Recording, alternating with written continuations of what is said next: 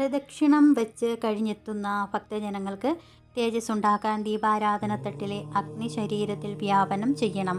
കർപ്പൂരത്തിൻ്റെ ചൂടും തേജസ്സും കണ്ണുകളിൽ വയ്ക്കുക. തീർത്ഥം ഒരു കുന്നിക്കുരു മുങ്ങിക്കിടക്കുന്ന അളവിൽ മാത്രമേ ശാന്തിക്കാരൻ കൊടുക്കാവൂ. മലമൂത്ര വിസർജനത്തിലൂടെ പുറത്തു പോകരുത് എന്നാണ് വിശ്വാസം. ഭക്തജനങ്ങൾ തീർത്ഥം ചുണ്ടുകൾ മുട്ടിക്കാതെ തീർത്ഥം വായിലേക്ക് ഒഴിക്കുക. ചന്ദനവും തൊടാനുള്ള എന്തും പുഷ്പവും ലഭിച്ചാൽ അവിടെ നിന്ന് തന്നെ തൊടരുത്. നാലമ്പലത്തിന് വെളിയിൽ വന്നതിന് ശേഷം മാത്രമേ ഉപയോഗിക്കാവൂ. ചന്ദനമോ തൊടാനായി ലഭിക്കുന്ന ഏതു പ്രസാദവും തിരുനെറ്റിയിൽ അഥവാ ഭ്രൂമധ്യത്തിൽ പൊട്ടു തൊടുന്ന ഭാഗത്ത് തൊടണം. പുഷ്പമൊന്ന് മണത്തതിന് ശേഷം ചെവിക്കിടയിൽ വയ്ക്കുക. ചന്ദനം ഭൂമിതത്വവും പുഷ്പം ആകാശതത്വവുമാണ്. ചന്ദനവും പുഷ്പവും ബാക്കി വരുന്നത് ക്ഷേത്രത്തിൻ്റെ ഒരു ഭാഗത്തും ഉപേക്ഷിക്കരുത്. അത് പവിത്രമായി വീട്ടിൽ കൊണ്ടുപോയി വയ്ക്കണം. ദേവൻ ഈ പ്രസാദമെല്ലാം തരുന്നുവെന്നും നാളെ ക്ഷേത്ര ദർശന